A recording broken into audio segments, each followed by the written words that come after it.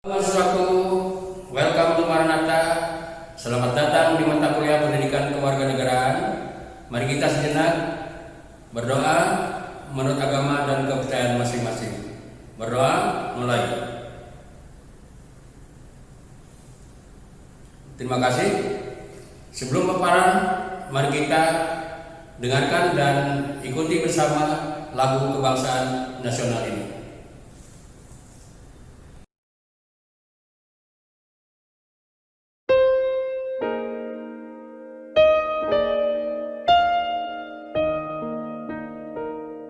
Tanah airku tidak kulupakan, kan terkenal selama hidupku. Biarpun saya pergi jauh, tidak akan hilang dari kalbu. Tanahku yang ku cintai,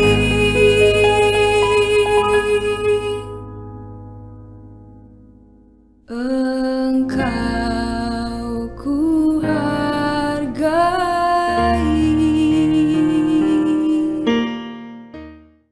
Oke, kali ini saya akan menjelaskan tentang dinamika historis dari urgensi wawasan Nusantara sebagai konsepsi dan pandangan kolektif kebangsaan Indonesia dalam konteks pergaulan dunia. Oke, kita lihat apa sih yang disebut dengan wawasan Nusantara. Oke, wawasan Nusantara itu kan terdiri dari dua kata, wawasan dan Nusantara. Kata wawasan dan kata Nusantara. Kita lihat apa yang disebut dengan wawasan. Wawasan ada yang menjelaskan, mengartikan satu wilayah. Yang kedua adalah cara pandang. Kita lihat yang menjelaskan tentang wilayah. Wilayah itu seperti kita lihat dalam amanat Panglima Besar Jenderal Sudirman. Yang disebutkan di situ tahun 1945 mempertahankan keamanan dan keutuhan wilayah. Yang kedua, konsepsi perata, perang rakyat semesta tahun 1946. Perang wilayah. Tapi yang lebih jelas lagi adalah yang ketiga, yaitu deklarasi Juanda.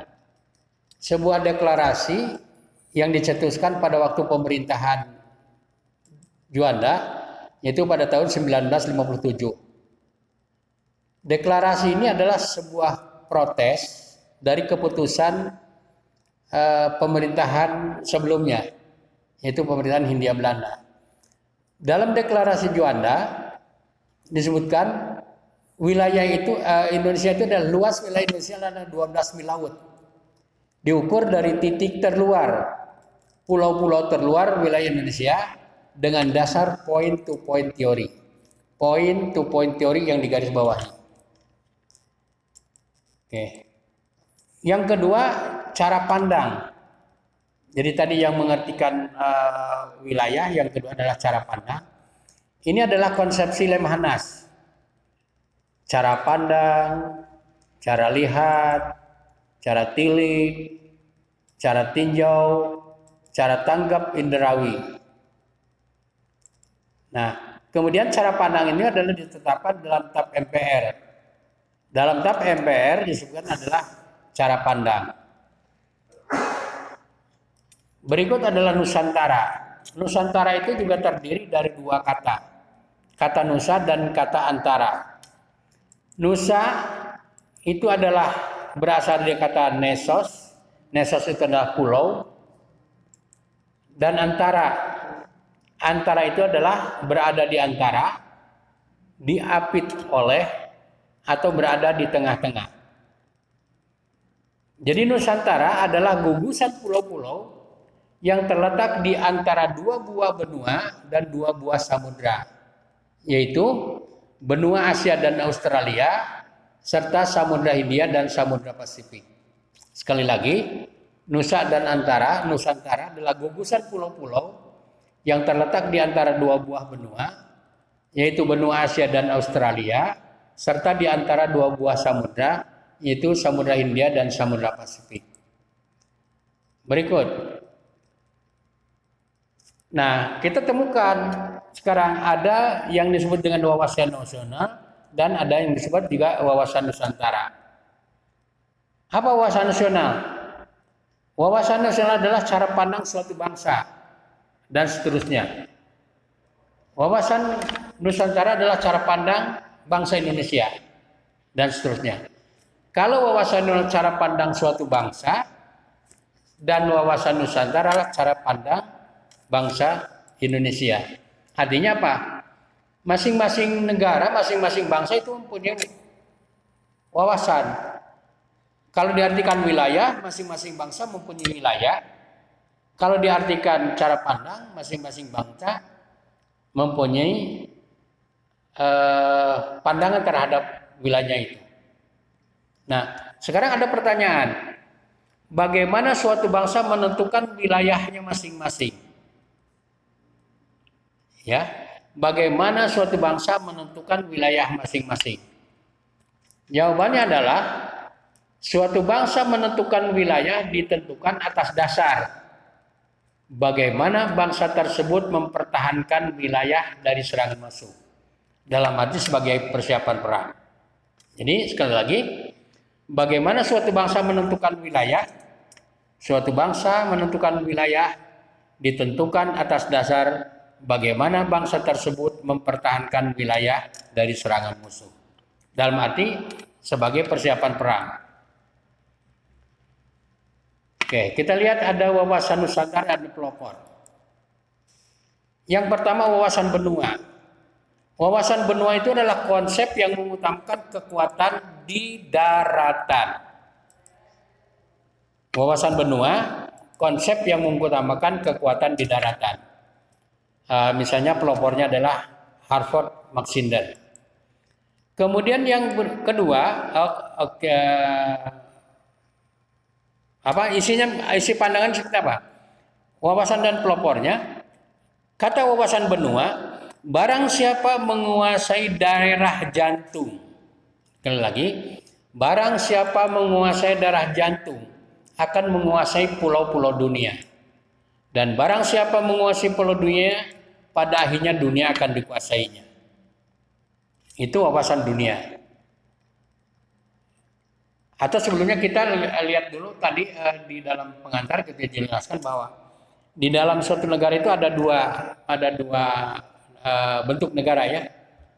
Bentuknya satu dimensi, dua dimensi dan tiga dimensi. Yang dua dimensi itu negara itu hanya terdiri dari daratan dan udara saja.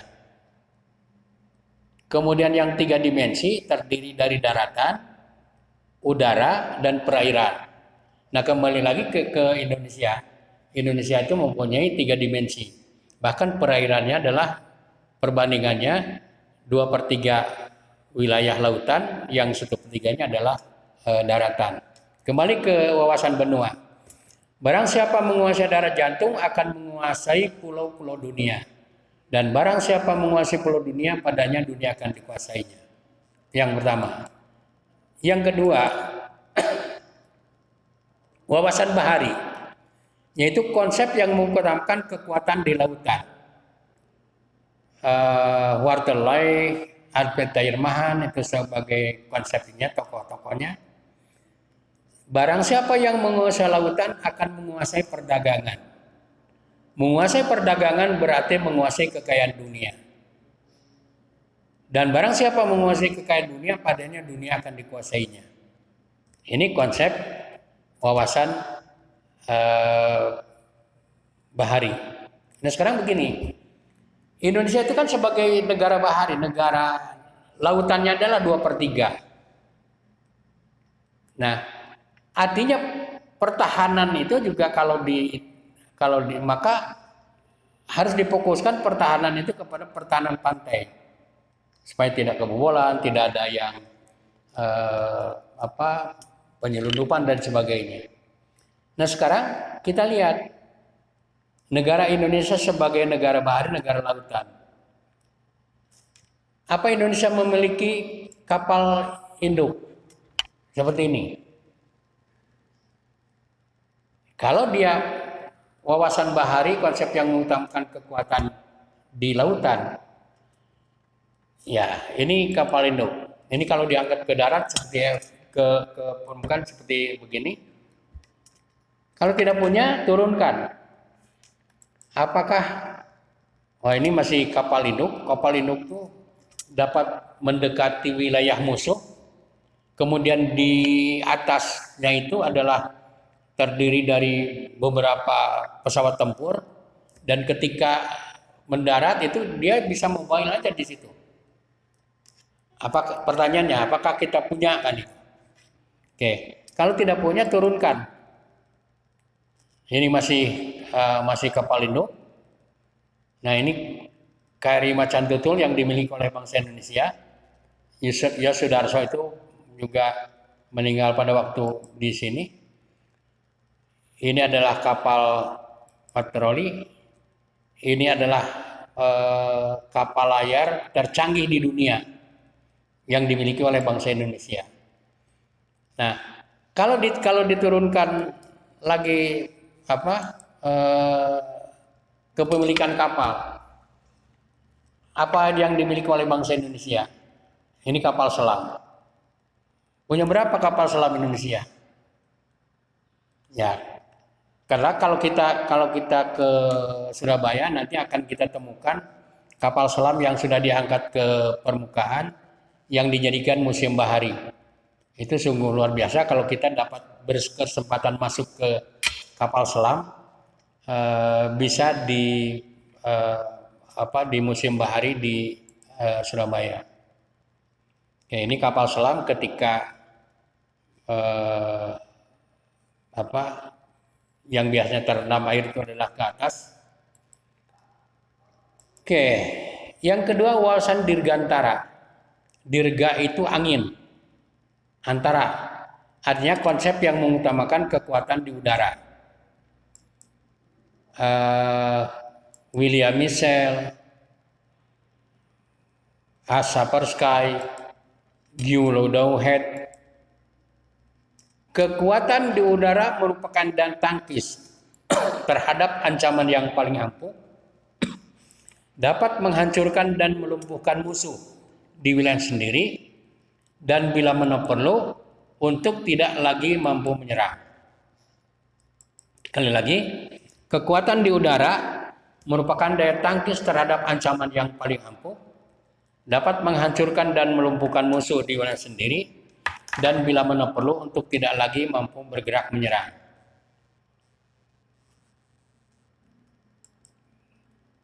Oke, berikut ini kapal Sukhoi sebagai contoh yang dimiliki tempur yang dimiliki oleh bangsa Indonesia. Oke, F-16.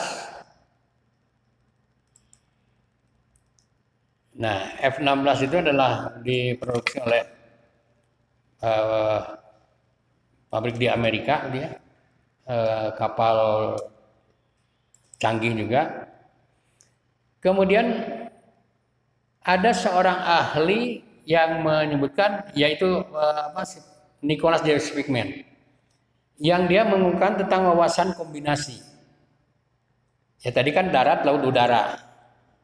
Darat, laut, udara itu disatukan menjadi wawasan kombinasi, atau disebut dengan teori daerah batas rimland, atau juga dikenal dengan teori bulan sabit. Barang siapa yang mampu menguasai dan mengelilingi daerah jantung secara berlapis, maka dia akan menguasai dunia. Ya karena 3 kekuatan ada di situ. Tidak hanya daratan. Mungkin kalau negara yang wilayahnya hanya daratan dan udara, dia akan mempunyai kesulitan juga kalau karena tidak memiliki lautan kan. Nah, kalau untuk Indonesia ketiga-tiganya juga dia miliki, bahkan sekali lagi lautannya itu adalah lebih luas dibandingkan dengan daratan. Barang siapa mampu menguasai wilayah mengelilingi daerah jantung secara berlapis, dia akan menguasai dunia. Oke. Kita lihat wawasan kombinasi Indonesia yang disebut dengan teori daerah batas rimland. Contohnya Angkatan Darat dengan doktrin Tri Ubaya Sakti. Angkatan Laut Eka Sasanya Dejaya. Angkatan Udara Swabuana Paksa. Polisi Tata Tentrem Kertara Harja.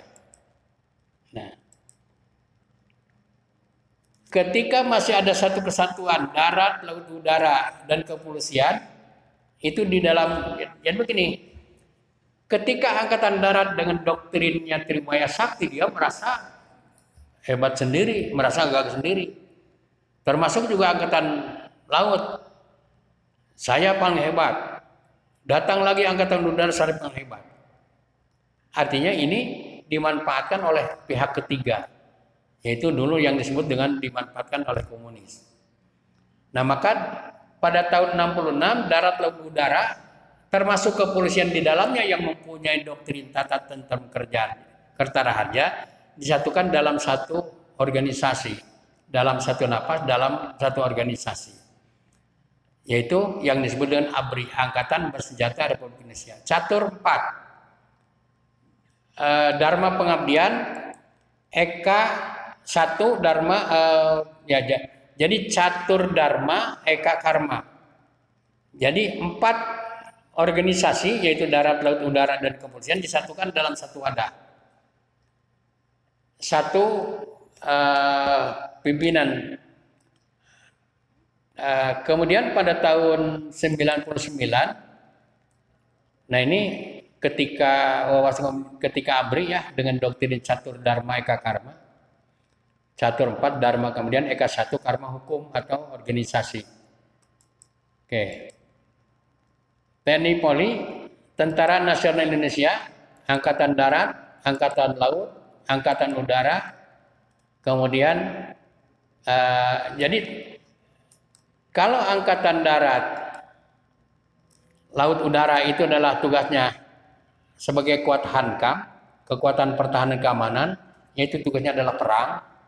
Sedangkan polisi adalah Kamtibmas, keamanan ketertiban masyarakat. Jadi di dalam negeri. Kita lihat geopolitik, geostrategi, dan geografi. Geo bumi. Geopolitik, politik di muka bumi. Geostrategi, bumi, strategi di muka bumi. Geografi, bumi, grafi itu grafis, goresan tulisan. Kemudian lihat yang pertama adalah geopolitik. Geopolitik adalah kebijakan dasar suatu bangsa atau negara yang dilandaskan dengan letak negara yang bersangkutan di bumi dalam rangka menjamin kelangsungan dan keselamatan hidupnya. Sekali lagi, geopolitik, bumi, politik di muka bumi. Kebijakan dasar suatu bangsa atau negara yang didasarkan atau dilandaskan dengan letak negara yang bersangkutan di bumi dalam rangka menjamin dan keselamatan hidupnya. Bagaimana kalau sekarang geopolitiknya ditambah judulnya? Geopolitik Indonesia. Berarti siapa yang mempunyai kebijakan? Tentu bangsa dan negara Indonesia. Bagaimana kalau judulnya geopolitik Indonesia? Maka definisinya berubah menjadi gini. Kebijakan dasar bangsa dan negara Indonesia yang dilandaskan pada letak geografis. Indonesia di mana letaknya? Tadi disebutkan pada posisi silang, jalan silang dunia. Jadi yang dipertimbangkan itu Indonesia terletak pada posisi silang, jalan silang dunia. Sehingga Indonesia menjadi sentral dalam menjamin kelangsungan dan keselamatan hidupnya. Nah, di sini juga menekankan menjamin keselamatan, menjamin kelangsungan dan keselamatan hidup bangsa dan negara Indonesia. Itu. Kemudian geostrategi. Sekali lagi, geobumi strategi di muka bumi, yaitu pola pelaksanaan politik. Jadi yang di atas, pola pelaksanaan politik yang biasanya didasarkan kepada wawasan kekuatan atau power concept. Mana wawasan kekuatannya? Apakah wawasan benua, konsep yang mengutamakan kekuatan di daratan? Apakah wawasan bahari, konsep yang mengutamakan kekuatan di lautan? Atau wawasan dirgantara, konsep yang mengutamakan kekuatan di udara? Atau menjadi satu kesatuan, yaitu adalah yang disebut dengan wawasan kombinasi, yang disebut dengan teori daerah batas limit. Oke. Sebelum ke geografi, kita lihat dulu ini geografi nanti tersendiri di atas. Geopolitik dan geostrategi. Maka muncul ada yang disebut dengan ajaran geopolstra, geopolitik dan geostrategi. Yang disebut dengan maka memunculkan sebuah teori yang disebut dengan teori Lebensraum. Apa teori Lebensraum itu? Suatu bangsa merupakan mikroorganisme hidup dan membutuhkan ruang hidup. Siapapun nama bangsa itu memiliki tempat wajib itu untuk tempat tinggal.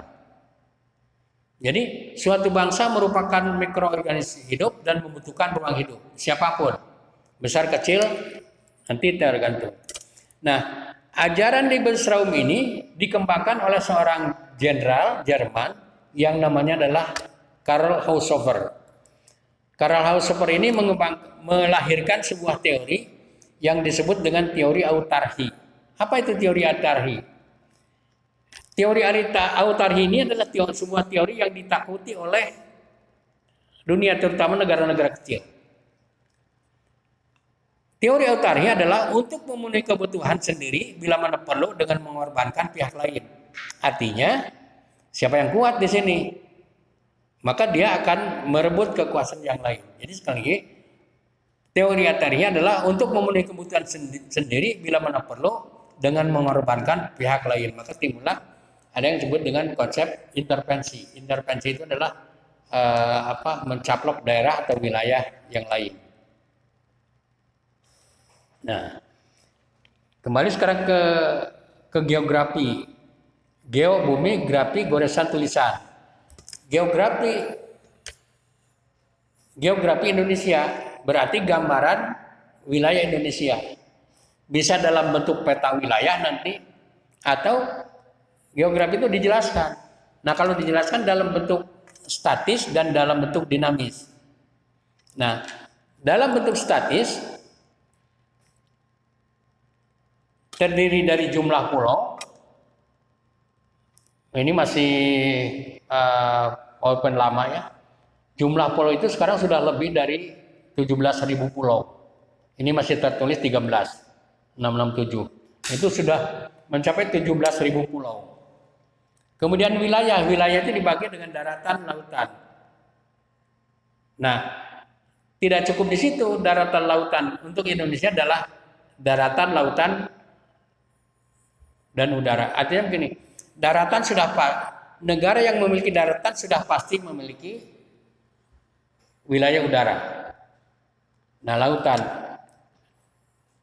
Ya, perkiraan di Indonesia itu daratannya mencapai 1.919.170 km.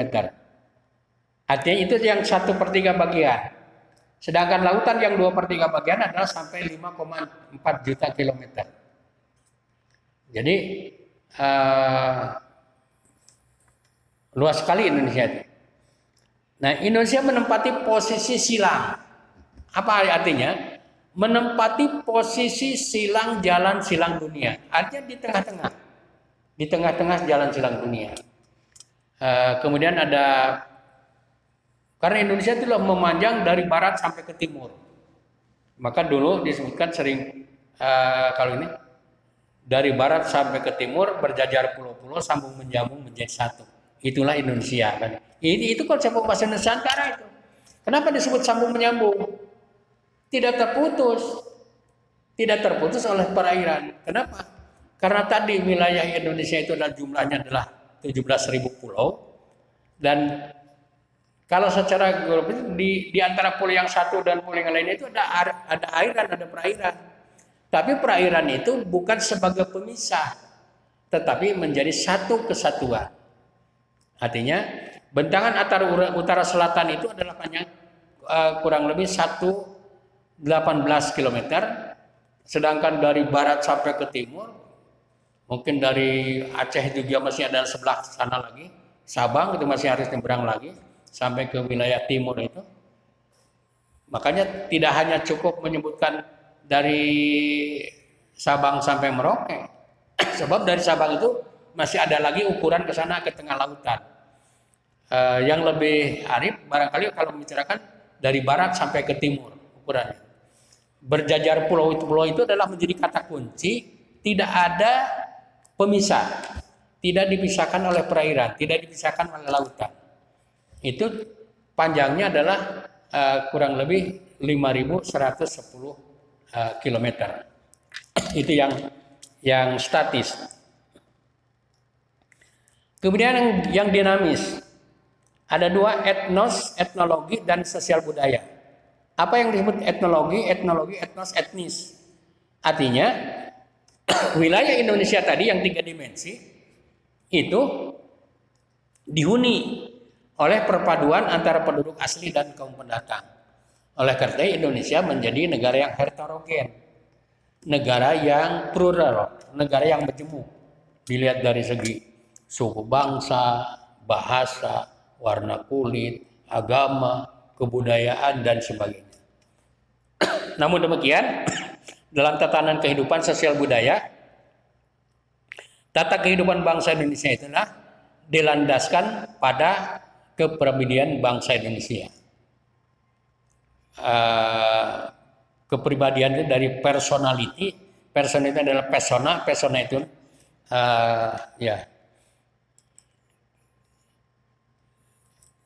Lihat lagi ke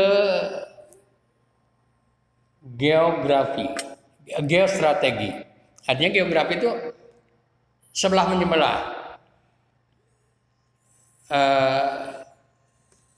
Kalau kita bagi dua gitu ya, antara sebelah utara dan sebelah selatan.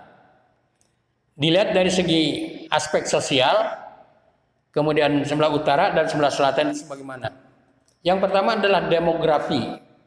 Apa demografi? Dari demos. Apa demos? Rakyat. Demografi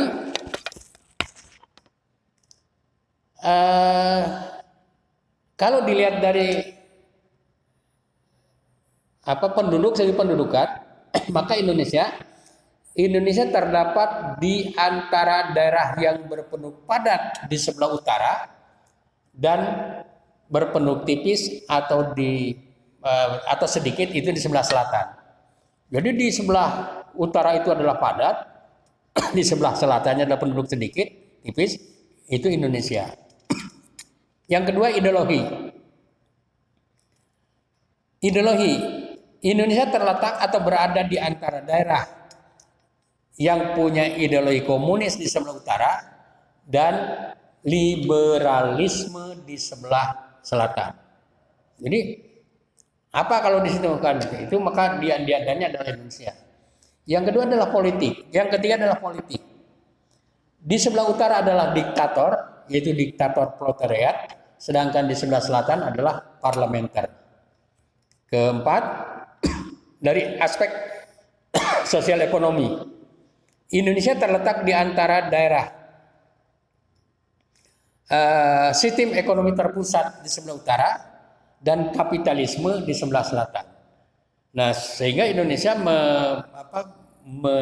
mengharuskan Indonesia ada dalam persaingan bebas. Kemudian aspek sosial. Indonesia terletak di antara sosialisme komunisme di sebelah utara dan individualisme di sebelah selatan. Yang 1, 2, 3, 4, 5, 6. Yang ketujuh adalah aspek sosial budaya. Indonesia terletak di antara budaya timur di sebelah selat utara dan budaya barat di sebelah selatan. Coba aja perhatikan. Di selatan itu dia budaya barat. Kenapa? Karena orang-orang Inggris itu adalah pergi ke selatan ya untuk menguasai wilayah itu. Dan yang terakhir adalah aspek sosial hankam, pertahanan keamanan.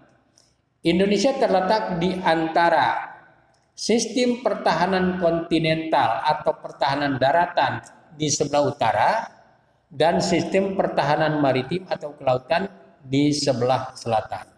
Itu yang disebut dengan aspek geografis Indonesia. Tadi Indonesia terletak pada posisi silang. Posisi silang jalan silang dunia. Itu punya untung rugi. Ada segi positif dan segi negatif. Segi positifnya apa? Terdapat pertemuan sebagai realisasi hubungan internasional. Polexosbon. Pertemuan secara politik, ekonomi, sosial, dan budaya sebagai realisasi hubungan internasional. Maka Indonesia ya mestinya juga mengenal banyak negara lain dan juga pasti dikenal orang lain karena letaknya yang di posisi silang itu. Tetapi di balik itu ada segi hal yang negatif, yaitu terdapat ATHG. Terdapat ancaman, tantangan, hambatan serta gangguan. Dari mana? Baik datang itu dari dalam ataupun dari luar. Langsung ataupun tidak langsung. Membahayakan integritas, identitas, dan keselamatan hidup bangsa dan negara. Bagaimana sekarang yang aspek negatif itu diminimalisir, dirubah menjadi aspek yang positif. Artinya ancaman dapat diatasi, tantangan juga begitu, kemudian hambatan serta gangguan. Nah, barangkali itu saja di sesi yang ini melihat dari sekali lagi urgensi dinamika historis dan urgensi wawasan Nusantara sebagai konsepsi dan pandangan kolektif kebangsaan Indonesia di dalam konteks pergaulan dunia. Nanti kita lanjutkan lagi kepada proses yang disebut dengan proses gagasan wawasan Nusantara. Terima kasih.